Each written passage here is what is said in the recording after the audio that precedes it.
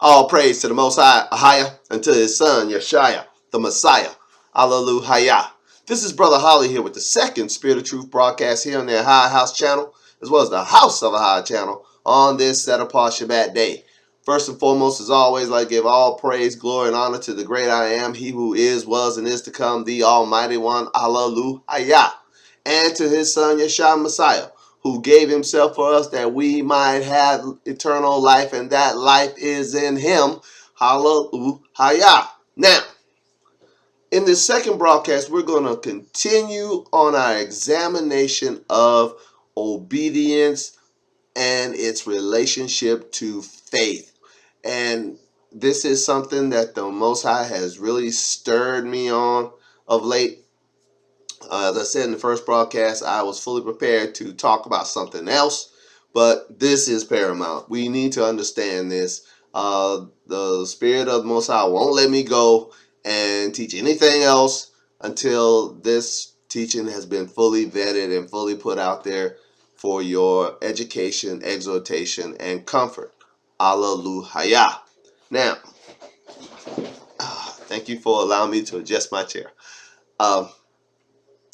We're going to be looking at verses in the scriptures from the Gospel of Luke and from Ephesians, Romans, and we'll probably end up again in the book of Hebrews. And as I said in the first broadcast, you got to know this stuff is just for us. If there's a book in the New Testament called Hebrews, who else can it be for? I just don't know. So we'll be reading from the YASHA scriptures. And turn me to Luke chapter 6. And this is a very often quoted, but very, very rarely have I seen it referenced. I hear people say it all the time, but I don't hear them reference it. So you'll finally have the reference for this saying, and it'll be very familiar to you in a moment. Luke chapter 6. Let's start reading at verse 46. YASHA speaking, he said, "And why call me Master, Master, and do not the things which I say?" Now, it's important for you to understand, important for me to understand, important for all of us to understand. If YASHA is indeed your master, indeed your Lord, then it is imperative upon you to obey what he says. And he's going to explain in grave detail the difference in someone who hears what he says and does it, and hears what he says and doesn't do it. And we're going to see that he had to obey. He became obedient even to the death of the cross. He learned through obedience by the things he suffered. And we'll look at those verses in a moment. So no one gets away with obedience being the indicator of belief or faith. Not even YASHA. He had to learn through obedience. And he was made perfect by it. And it was that perfected belief or obedience that made him capable of bringing eternal salvation to us as we obey him. So let's read this again. Luke chapter 6 verse 46. This is paramount. It says, why call ye me Master, Master, and do not the things which I say? Whosoever comes to me, verse 47, Luke 6:47, whosoever comes to me and hears my sayings and does them, I will show you whom he is like. Now he's going to give you a parable, and then if we look on these channels on the purpose of parables, you will see that parables were put out there so that the initiated would understand a deep truth of the kingdom, but the uninitiated would never get it. Parable serves two purposes: to explain things to the initiated, to them who are within, and to shield knowledge from those who are without. As I said just a moment ago, look down these channels for the purpose of parables, and it will explain what I just said in detail. It is paramount to your understanding. If you're not getting this, it's probably because it's not meant for you. And I say that with all the concern and love I have in my heart. I'm not picking at you. I'm just giving you what the scriptures are saying. I know it's blunt and cold, but it's the truth because it's found in the word. I'll read verse 47 again. Luke 6:47. It says, whosoever comes to me and hears my sayings and does them, I will show you whom he is like. He is like a man which built an house and digged deep. Will you highlight that?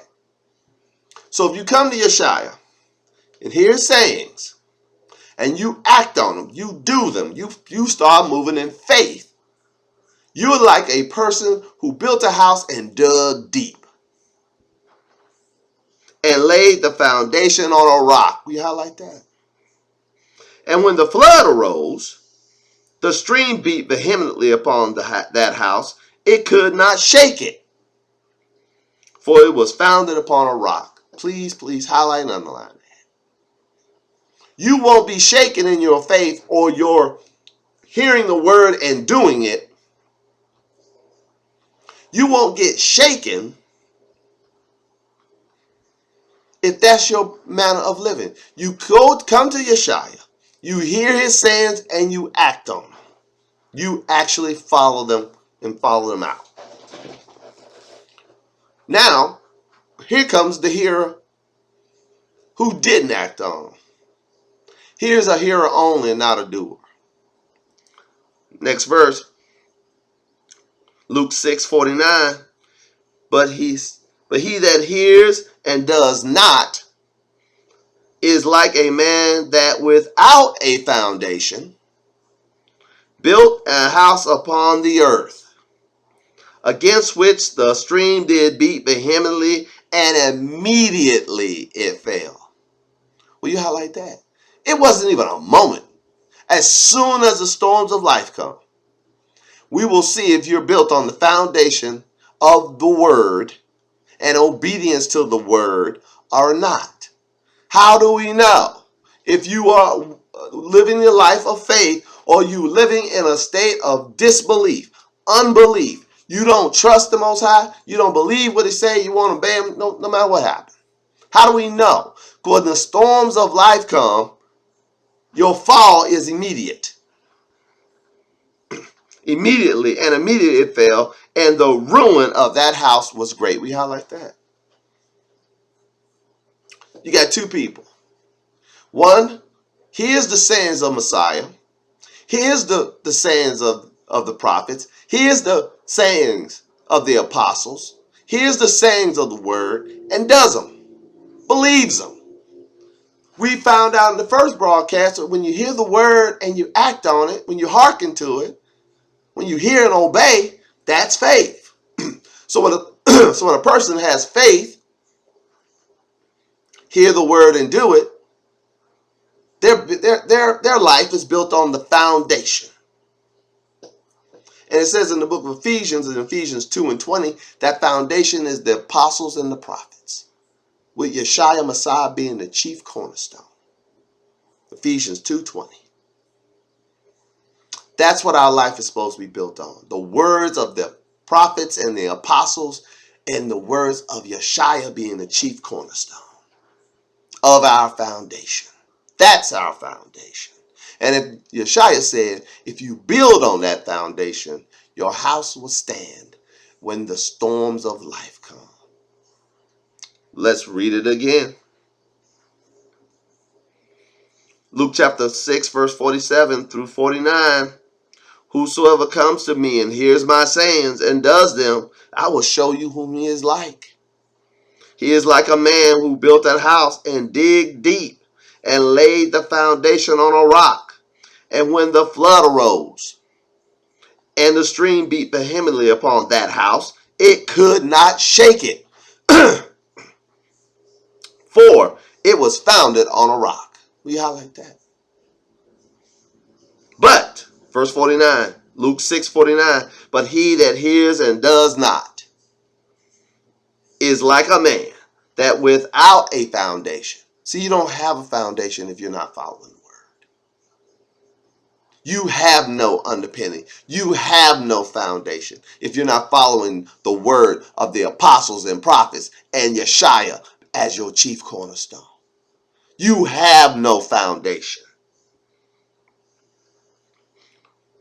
It's like a man, verse 49, it's like a man that without a foundation built a house upon the earth. You just built a house on a pile of dirt. You've built your life figuratively on sand. What's going to happen? Against which the stream did beat vehemently, and immediately it fell. Underline that. And the ruin of that house was great. Wow. Why do you call him master, master? Why do you call him Lord, Lord, and don't do what he say? Why do you refer to him as your master, as your leader, the one you follow, your shepherd? You don't do what he say. Did he not say in the questionable Gospel of John that my sheep hear my voice, and the voice of a stranger they won't follow? And if you wonder why I call the Gospel of John questionable, we have teachings on these channels on that subject as well. But right here in a gospel that goes without question, the Gospel of Luke, we have the Messiah explaining to us what it's like when you hear his words and do them, and what it's like when you hear his words and you don't. What it's like when you live by faith, which is obedience to the word, and when you live by unbelief, which is disobedience to the word. This is how your life's going to be. If you live a life of faith, when the storms of life come and they beat upon you, you will stand because you are built upon the foundation of truth. But if you hear his words and don't do them, if you're walking in unbelief, you are like a person that has no foundation, that built the house on the sand, and when the storms of life come, immediately your life is going to go into ruin. You can look out the window any day of the week and see people who built their house on the sand. All they had to do was hearken when they heard the word. It's all. The word went out. Fell upon deaf ears. They didn't mix it with faith. What is faith? Faith is hearkening, is hearing and obeying. See, they didn't mix the word with faith. And it won't profit you if you don't mix the word with faith. Faith is the action of obeying the word. Let's see that from the book of Hebrews.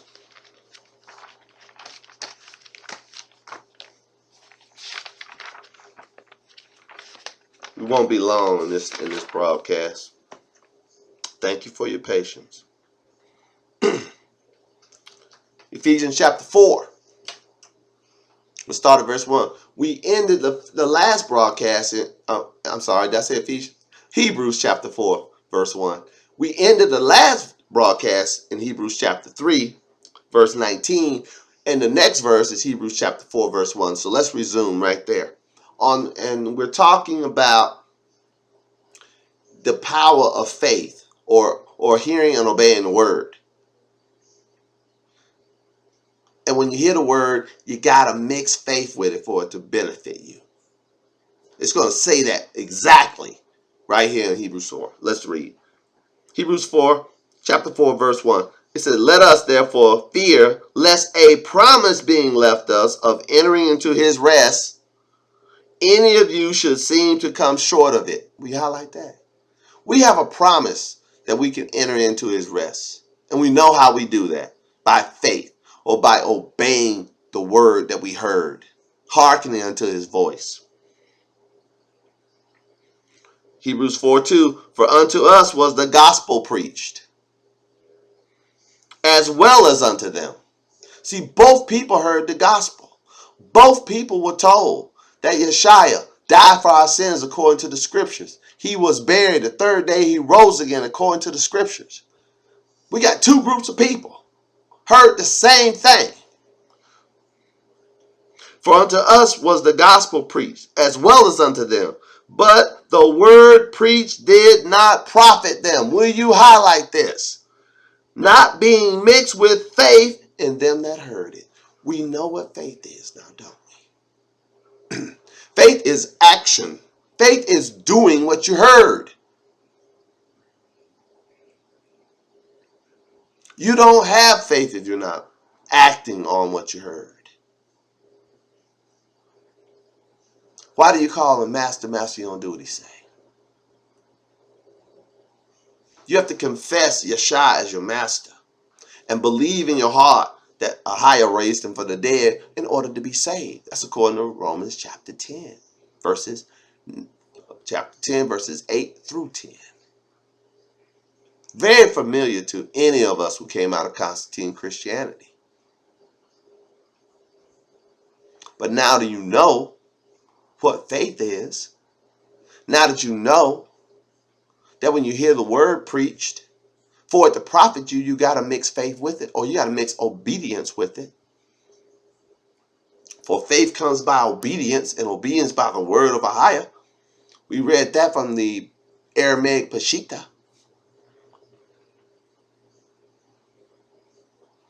And I read that one verse, Romans 10:17 from the Peshitta, because it conveyed the exact sentiment that the rest of the scriptures pervade in a Greek New Testament, just not that verse.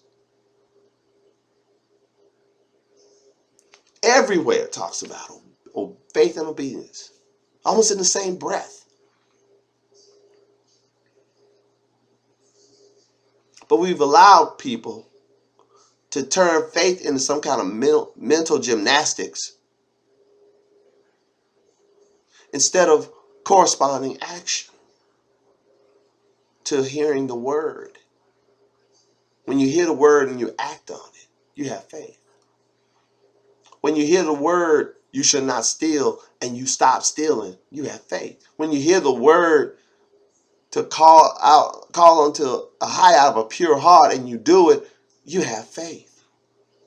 When you hear the word saying you shouldn't covet your neighbor's anything belong to your neighbor, and you stop coveting your neighbor's stuff, you have faith.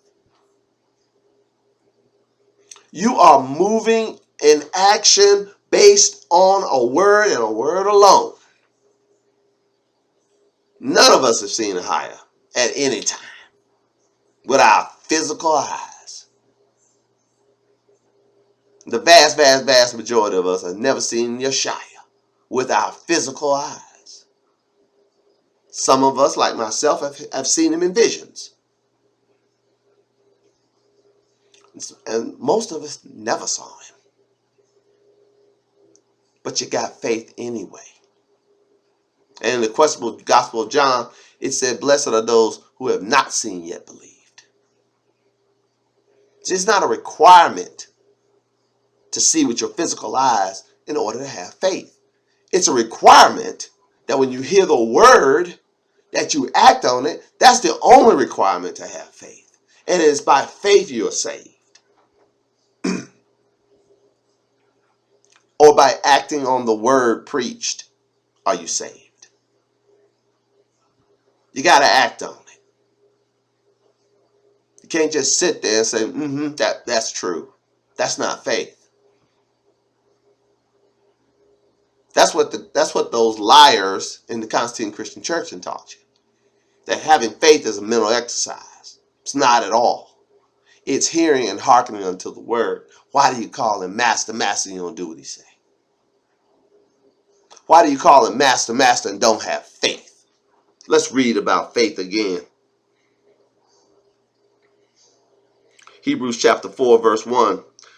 Let us therefore fear, lest a promise being left us of entering into his rest, any of you should seem to come short of it. So how can we come short of entering to the rest? We know that you come short of entering into his rest through unbelief. So let's see what the prescription is to stay out of unbelief. Next verse, Hebrews 4 and 2. For unto us was the gospel preached. Excuse me. As well as unto them. But the word preached did not profit them, not being mixed with faith in them that heard it. We highlight that. Or not being mixed with corresponding action to the word heard. If you hear the word and you do it, you got faith. If you hear the word and you don't do it, you're walking in unbelief. Period. Verse 3, Hebrews 4:3. For we which have believed do enter into his rest. Into rest, as he said, I have sworn in my wrath, if ye shall enter into my rest, although the works were finished from the foundation of the world. We highlight that. Works were done from the foundation of the world. For he spake in a certain place of the seventh day on this wise, and AHAYAH'S did rest the seventh day from all his works. We highlight that. See, he didn't rest the sixth day from all his work. He was still working. He rested the seventh day. Now here's some New Testament Sabbath keeping. For all you to say the New Testament doesn't tell you to keep the Sabbath, we about to read it. Now this ain't my message, but this is good. Because that's a question that come up to a lot of you Constantine Christians out there, or a lot of you who are new to the faith and feeling kind of shaky, and you have those Constantine Christians bully you by saying the New Testament doesn't tell you to keep the Sabbath. We're reading the book of Hebrews in the New Testament. It's going to tell you to keep the Sabbath. Let's continue. Hebrews 4:4. For he spake in a certain place of the seventh day on this wise, and AHAYAH'S did rest the seventh day from all his works. And in this place again, if they shall enter into my rest. Seeing therefore it remains that some must enter therein, and they to whom it was first preached entered not in because of unbelief. If you don't mix faith with the word, you're never going to enter into his rest. You will be in a place of unbelief. Verse 7, again, he limited a certain day. Highlight that. Saying to David, today, after so long a time as it is said, today, if you will hear his voice and harden not your hearts. For if Joshua, now if you got a King James Version, it says Jesus. And in my YASHA Bible scriptures, it says, for if Joshua, it has a note, it says KJV says Jesus, contradicting Matthew 11:28.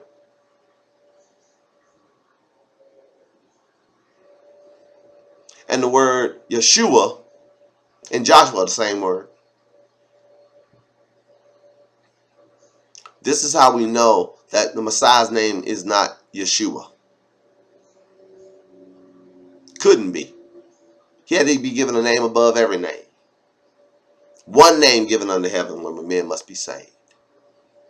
That name is YASHA, which name means salvation. And you shall call his name YASHA, for he shall save his people from their sins. Matthew 1:26. But I digress. Hebrews chapter 4 verse 8. For if Joshua had given them rest, then would he not afterward have spoken of another day. There remains therefore a rest or a Sabbath for the people of AHAYAH. We highlight that. There remains. It wasn't taken away. There remains a rest. He told you what day AHAYAH rested on. The writer in the book of Hebrews told you what day that the Most High rested on. He's in verse 4. He said he spake in a certain place of the seventh day on this wise, and AHAYAH'S did rest the seventh day from all his works. And therefore there remains a rest or a Sabbath for the children of AHAYAH, for the people of AHAYAH. For if Joshua had given them rest, then he would not have spoken of another day. See, Joshua didn't give them rest. There remains, it wasn't taken away. There remains a rest for the children of Allah, for the people of Ahaya.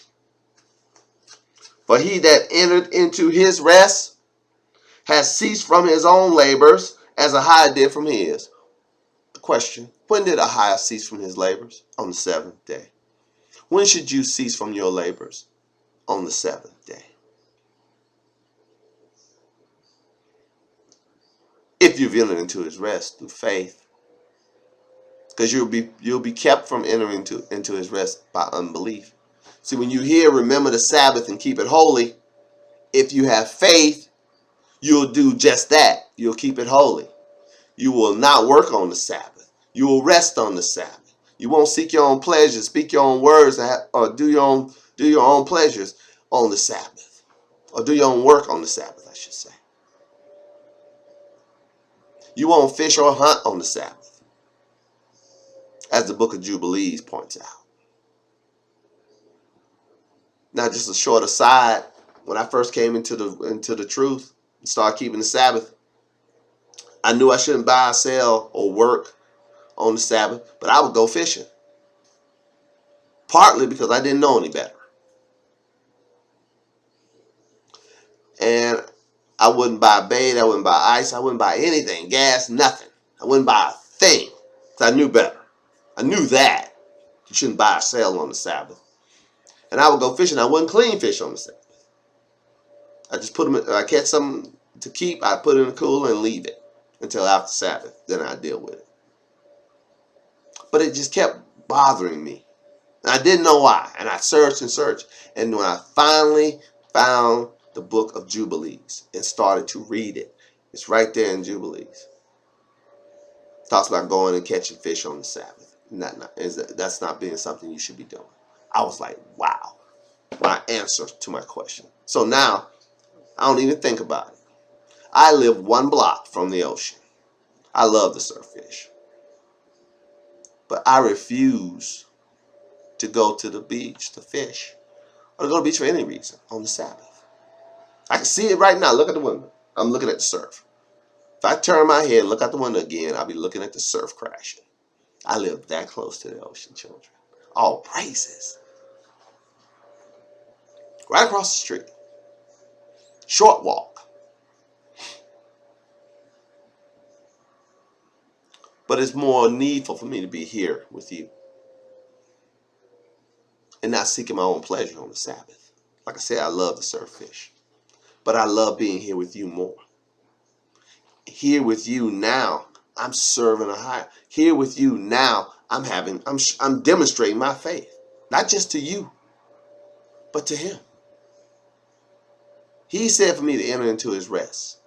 I enter into his rest every week. I cease from my own labors like he ceased from his. Let's keep it on. Hebrews 4:10 again, for he that it is entered into his rest, he also has ceased from his own works, as Ahaya did from his. We highlight that. See, you're not entering into his rest if you still are working. You're still in unbelief. If you can't take a knee on the Sabbath, you're still in unbelief. You're not walking by faith if you're not keeping the laws. You're walking in unbelief. So you got to be saved by faith. You got to hear the sayings and do them. You got to build your house on the foundation of the apostles and prophet and YASHA Messiah being the chief cornerstone. Hebrews 4:10 again, for he that is entered into his rest, he also has ceased from his own works, as Ahaya did from his. Let us labor, therefore, to enter into that rest, lest any should fall after the same example of unbelief. How many times do we have to say it?